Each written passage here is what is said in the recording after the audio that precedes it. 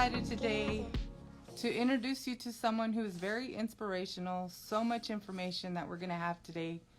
So, and before I get started, just let me tell you again, I always forget to do this, and I'm sorry, but I am Daniela at Texas Wig Fairy, and we are René Paris. And today, again, we have an amazing guest that I want to introduce you to. She is just going to be so much she's going to be so much help, and there's so much useful information that we're going to be sharing about. And again, I'm super excited to introduce to you Dr. Kavita Jackson. Hi there. Hi, Danny. How are you? I'm good. Thank you for joining us today. Of course. So I'm so happy to be here.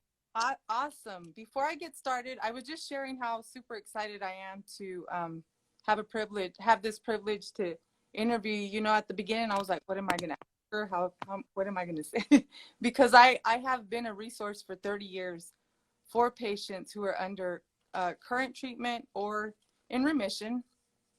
Because, you know, I read so much about your journey, and it is fascinating. And like I said, I just can't wait to get into the questions. But for everyone who joined, again, this is René Paris, and let me introduce you to Dr. Kavita Jackson. She is a thriver, a mama, life coach. And yesterday I was sharing with her, and then we'll just go ahead and get started. Sorry, I've got something. And then we'll just get started. Yesterday I met a young lady, and I just said, I'm gonna ask you one question. I'm interviewing a doctor tomorrow. And what would be the one thing that you wish you would have had then that you would share with anyone your age now? And she said, the one thing I would suggest is to definitely have a social worker, a navigator, or someone to coach you along this journey. And I just thought it was so fascinating that today I was going to be interviewing you. So with that being said, if you don't mind, just take us along, if you will. Yes, of course. So hi, everybody. I'm Dr. Kavita Jackson. Thank you so much for having me here, Danny. I can't wait to get into that. And we were talking a little bit about the live, about that topic specifically. But I, as Danny mentioned, previously I'm an ER doctor. I'm a mom to two daughters. I'm a cancer life coach. I'm a cancer survivor. So I was 32 when I discovered my own breast mass in my right breast, pain, and I went to the doctor, had it evaluated. She recommended a mammogram, which I thought was absolutely absurd because I'm 32. No one in my family has breast cancer, and I just didn't really understand what the mammogram was about because that did not even cross my mind. So I just wanted an ultrasound because I thought it was a fibroadenoma or a cyst. That's the most common masses, benign masses that would be found in someone like me. But she insisted, so I said, fine, we'll get the mammogram. I went to get the mammogram. They did the ultrasound, and then they recommended a biopsy, which I actually said no to because, again, I didn't understand. I just was not understanding the concern or why we would need a biopsy. And I left because I actually had to work that night. I had to pick up my kids, and I just didn't have time for the biopsy. I promised them I would come back. I came back the next week, had the biopsy, and then found out I had breast cancer. So I was diagnosed with stage 2 triple negative breast cancer at the age of 32. And that was the second week of March 2020 when the COVID pandemic was hitting as well. So I left work in the emergency room to start chemo. I went through 8 cycles of chemo, had a lumpectomy, a lymph node dissection. My lymph nodes were clean, meaning no signs of cancer. And then I went forward to have a double mastectomy, although I'm BRCA negative, just more out of my choice to reduce the risk of breast cancer recurrence, because that was my biggest concern. And at that time, I was quoted, you know, the quotes are not perfect, but based on the information my team had about my breast cancer, was quoted a 1% chance of recurrence each year, which was cumulative. So fast forward 5 years, that would be a 5% chance of recurrence. Fast forward 20 years, when I would be 52, that would be a 20% chance of recurrence. So for me, that just felt more of a when is it coming back rather than if it's coming back. So I had the double mastectomy. I had implant reconstruction, and I just passed my second year in remission in September. So throughout that process, you mentioned a coach or a navigator. Many people have therapists for mental health support. I also had one, but I came across life coaching at that time. And that model of working through the diagnosis and treatment and moving forward, I found really like transformational, and actually applied it to every area of my life, like my personal relationships, my parenting, my work, and ultimately got certified to be that person for other people affected by cancer. So here we are. That's wonderful. You know, like I said, I work with patients every day. That's something that I just it kind of just happened, you know. And then when my mom was diagnosed, even though I had been in this community, I just felt like it was so important for her to have someone else other than our immediate family to talk to. That way she would feel, you know, she didn't want to show us any lack of strength, or that's a mom. Yeah. And then on my side, we have an extensive history of cancer. So it was just one of those things where I just thought, you know what, and it was a little harder for her to understand because she just wanted to show strength all the time. She didn't. Yeah. She did amazing. She's been a survivor for 15 years. And I'm just so thankful that she did decide to take the treatment. You know, a lot of times we were sharing earlier, as a person of color, I know in my community, it's difficult sometimes to share that information with some of my own cousins or the decisions that they've made, and then how to help them understand how it would be good to have a life coach or a navigator or someone that they can talk to that's not gonna how do I put it, that they don't have to worry about, like, when you go home, if I said something, how my partner or my family's going to feel about it. You know, I just didn't want her to have to worry about how we were going to react to what she was sharing.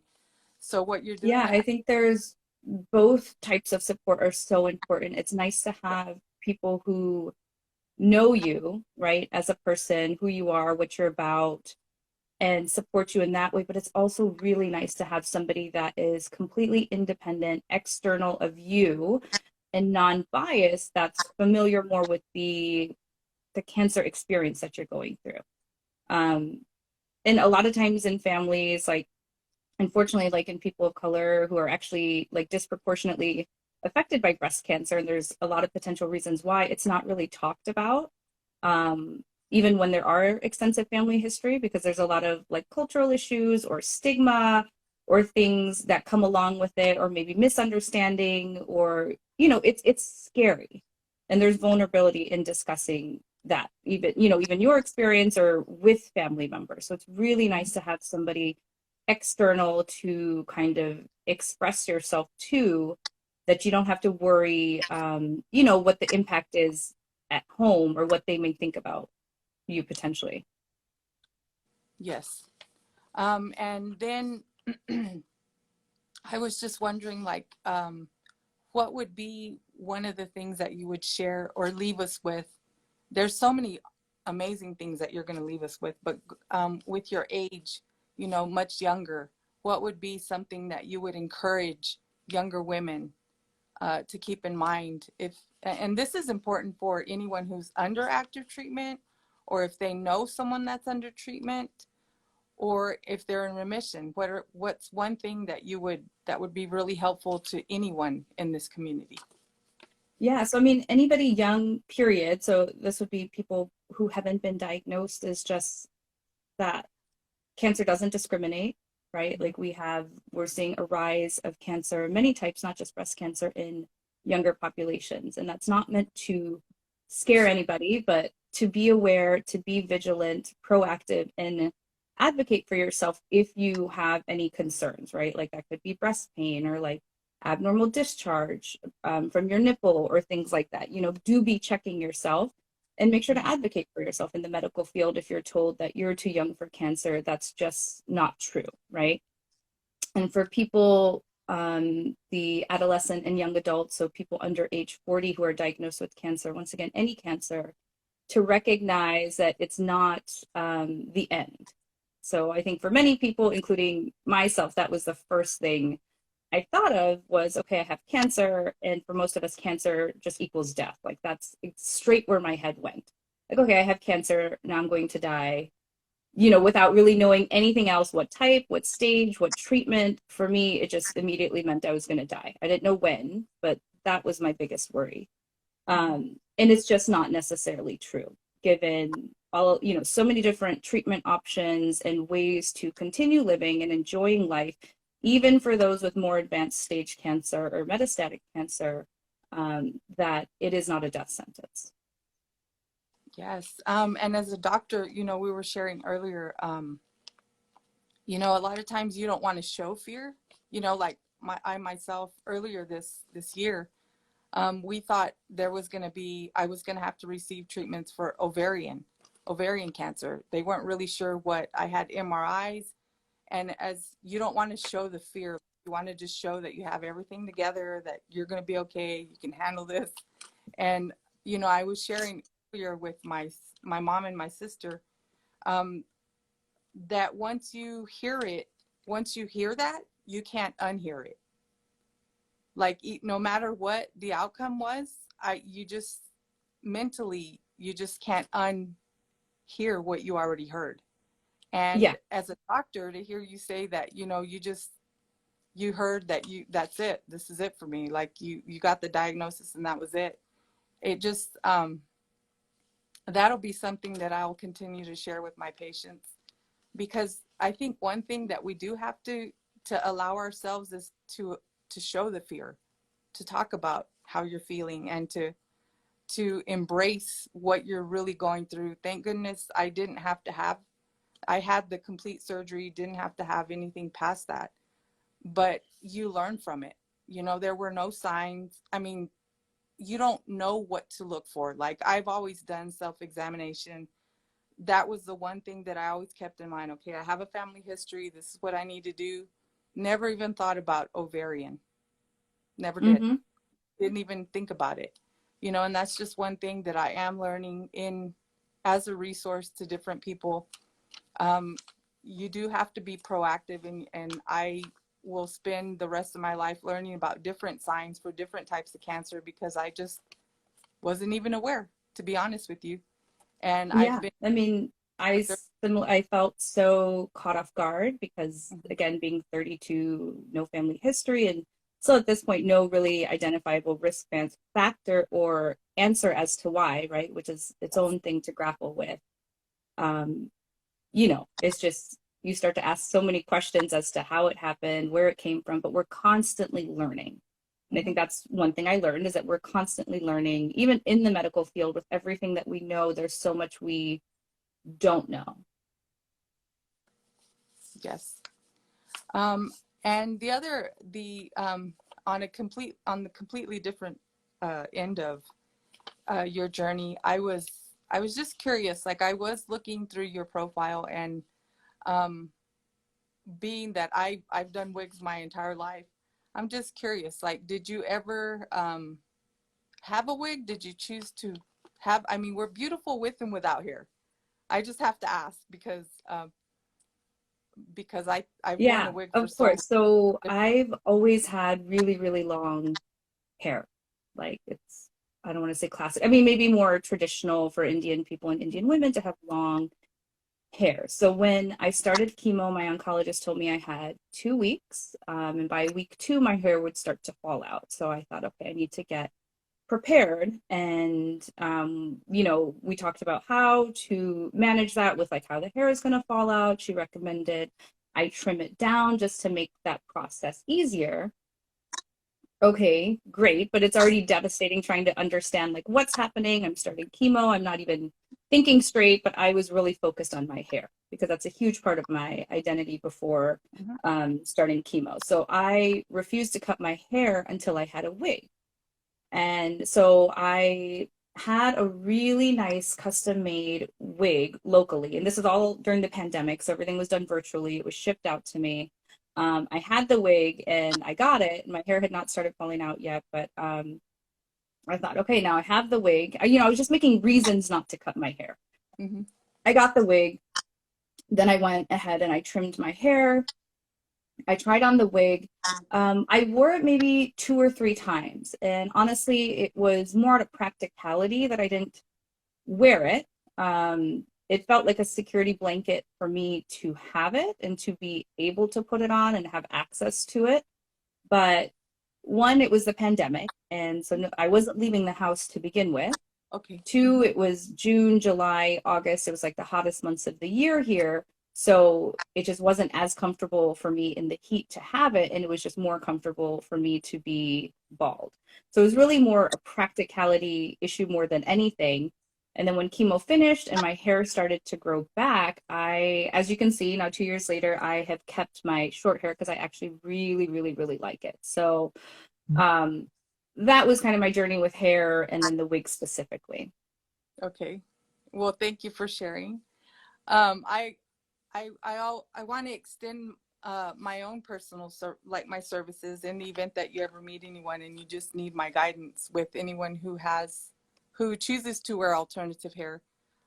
We're always here. I teach a big class every week and I get it all the time.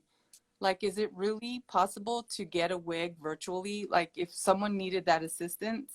I mean, and so you had something custom done, and it was all virtually. So that's just another wonderful tip, because, for someone who necessarily doesn't have a store that they can go to locally, or, that's just, or maybe that's just out of their comfort zone. It's wonderful to hear you say that, because I know I stress that all the time. Like, there's wig professionals that can help you virtually or in-house.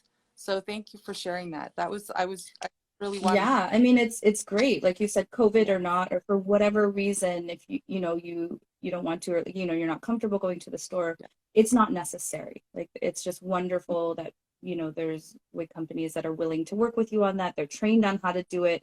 Mine personally, I had no fit issues. The fit was perfect, and it was exactly everything we had discussed about in our virtual appointment. So I love that people do that. And always check with your insurance company for those who have health insurance, because my wig was covered. So Wonderful. there are ways, to have the wig covered for if you need it for a medical reason. Yes, and with that, I just want to add to that. Always remember that if you do not have insurance, and this really just depends on your area, but if you were to need assistance, please reach out and we will try to set you up with someone who can. There's so many resources, and we definitely want you to know. First of all, I want to say we're beautiful with and without hair. So if you were under treatment for any type of illness and you choose not to wear hair, that's beautiful. If you do want to look into alternative hair and you need assistance, please DM us. I mean, reach out, because that's what we're here for. That is why we do what we do. Education is so important, and we definitely don't want anyone to be uncomfortable or not have a good experience when they're looking for alternative hair. But thank you so much for all the wonderful information. I just want to ask, is there anything you want to leave us with before we sign off? Yes. So somebody had actually asked about early detection. And once again, for breast cancer specifically, I can't stress enough doing the self-breast exam. It's something I didn't do because it's not actually recommended for women. And there's a whole reason that it's not recommended, but at this time I do it because I have so many questions on, had I done it earlier, how much sooner I potentially would have found it, or if the treatment would have been different. And that's neither here nor there at this point. But it's very simple to do once a month. Just pick a day every month or a week after your period. Just pick a day to examine yourself. There's a few posts on my page on exactly how to do the self-breast exam and what to look for and why to do it. So if there's any questions, or you want to talk about it or have a demo, just DM me and I'm happy to answer any questions and encourage everybody to do that and raise any concerns with their doctor. Thank you so much for that information. Again, this was Dr. Kavita Jackson. Remember that you can go to follow her page, and please remember, this is amazing information. It doesn't necessarily have to be for you. It could be for someone that you know, someone who's just been diagnosed, someone in remission that they know who Dr. Jackson is, and they can refer her as a resource. So again, thank you so much for joining us this afternoon, Dr. Jackson, and I hope to do some work with you in the future. I think it would be amazing. Yes, of course. Thank you so much to you, Danny, and to Renee of Paris. Thank you so much. Thank you. Bye. Bye-bye now. And I'm going to answer just a few questions that we had in the past couple classes that we taught. I'm going to share just a few answers to those. Again, if you just joined, that was wonderful interview with Dr. Kavita Jackson. She is a life coach. So again, if you'd like to follow her, make sure you go to her page. I'm going to go over just a couple questions that I had in the last class that we taught. Does high heat fiber singe just like any other fiber? Okay, so I just want to say, if you open the oven door and that first burst of hot air hits you, it could be human hair and it's going to singe it.